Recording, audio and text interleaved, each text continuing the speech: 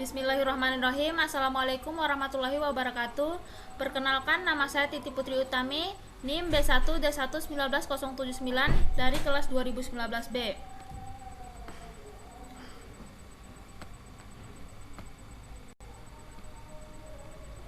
Pengertian pankreas. Pankreas adalah salah satu organ internal yang paling penting, letaknya berada di bagian dalam perut dan merupakan bagian dari sistem pencernaan. Tugas pankreas adalah melepaskan insulin yang berfungsi mengatur kadar gula darah atau glukosa. Insulin adalah hormon yang membuat tubuh dan memanfaatkan glukosa sebagai energi.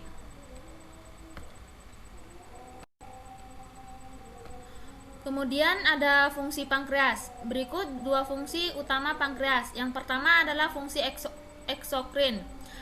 Pankreas mengandung kelenjar eksokrin yang menghasilkan enzim penting untuk pencernaan. Enzim ini termasuk tripsin dan kimotripsin untuk mencerna protein, amilase untuk pencernaan karbohidrat, dan lipase untuk memecah lemak.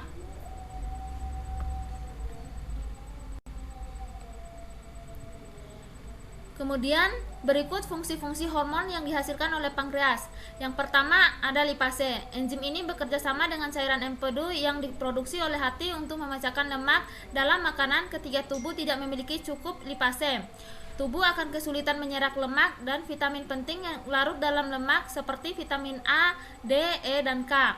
Kemudian yang kedua adalah ada protease. Enzim ini memecah protein dalam makanan dan membantu melindungi pencerna dari kuman yang mungkin hidup di usus. Protein yang tidak tercerna dapat menyebabkan reaksi alergi pada beberapa orang. Kemudian yang ketiga ada amilase. Enzim ini membantu memecahkan pati menjadi gula yang dapat digunakan tubuh untuk energi. Jika tubuh tidak memiliki cukup amilase, kita mungkin mengalami diare akibat karbohidrat yang tidak dicerna.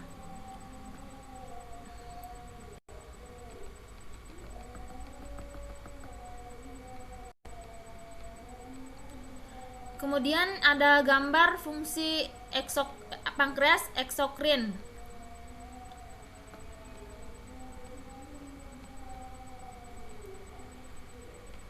Kemudian yang kedua adalah fungsi endokrin. Komponen endokrin pankreas terdiri dari sel pula kecil atau yang membuat dari melepaskan hormon perlindungan ke aliran darah. Dua hormon yang paling utama adalah insulin dan glukagon. Insulin bertindak untuk menurunkan gula darah dari glukagon bertindak untuk meningkatkan gula darah. Mempertahankan kadar gula darah yang tepat sangat penting untuk fungsi organ utama termasuk otak, hati, dan ginjal. Berikut fungsi-fungsi hormon yang dihasilkan oleh pankreas. Yang pertama insulin. Hormon ini dibuat di dalam sel pankreas yang dikenal sebagai sel beta. Sel beta membentuk sekitar 75% dari sel hormon pankreas. Kemudian glukagon sel alfa membentuk sekitar 20% sel di pankreas, salah satunya menghasilkan glukagon. Kemudian yang ketiga adalah gastrin dan amilin. Sel G di perut, tetapi beberapa juga dibuat pankreas. Hormon ini merangsang perut untuk membuat asam lambung.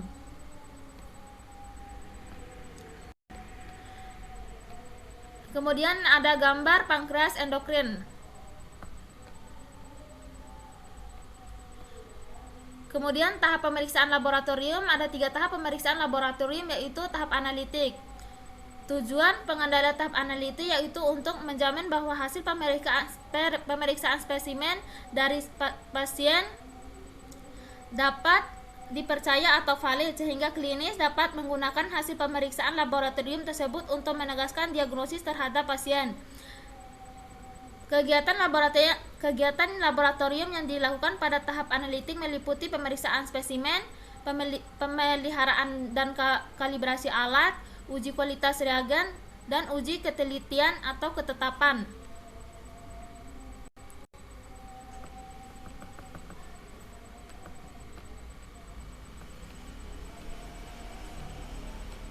Kemudian ada tahap pasca analitik. Laboratorium yang dilakukan pada tahap pasca analitik yaitu sebelum hasil pemeriksaan diserahkan ke pasien meliputi penulisan hasil, interpretasi hasil, pelaporan hasil.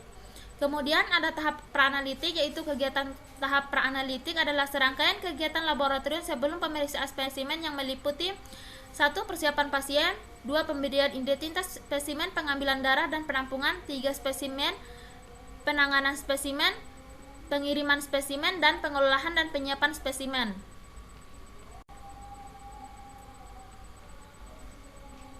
Kemudian ada metode pemeriksaan enzimatik. Metode enzimatik adalah kolesterol yang ditentukan setelah dihidrolisis dan oksidasi. H2H2 bereaksi dengan amonalatipirin dan fenol dengan katalisator. Peroksida membentuk quinonemin yang berwarna. Kemudian ada metode kolorimetri adalah kolesterol dan asam asetat, antihidrid dan asam sulfat pekat membentuk warna hijau kecoklatan. Absorbansi diukur pada fotometer dengan panjang gelombang 546.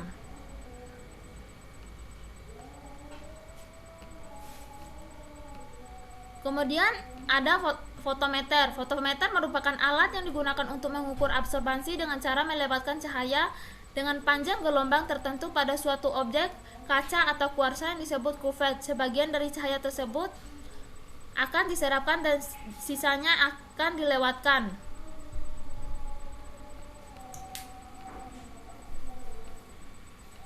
Cara kerja fotometer. 1.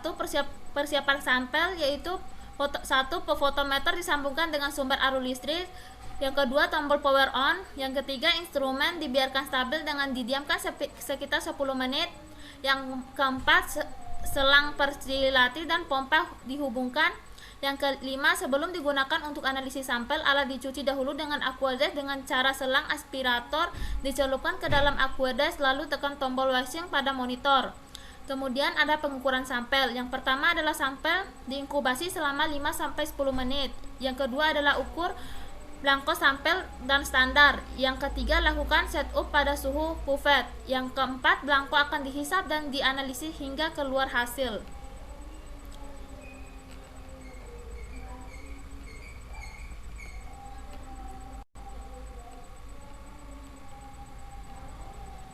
Interpretasi hasil. Jenis spesimen yaitu 1 serum, 2 plasma, 3 heparin. Kemudian cara pengambilannya yang pertama darah kapiler, yang kedua darah vena. Kemudian cara penyimpanan pada suhu 20-20 derajat Celcius stabil selama 1 hari. Kemudian pada suhu 2-8 derajat Celcius stabil selama 7 hari. Kemudian yang ketiga pada suhu kurang dari 20 derajat Celcius stabil selama 2 bulan 1 tahun sampai 1 tahun. Kemudian ada alat dan bahan, mikropipet 1000 mikron dan 100 mikron, kemudian tip biru, tip kuning, terus fotometer. Bahannya yaitu reagen amilase.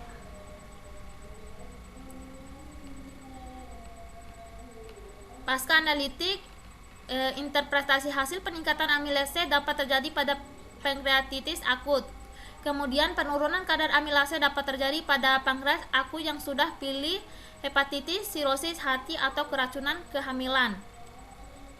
Demikian, wassalamualaikum warahmatullahi wabarakatuh.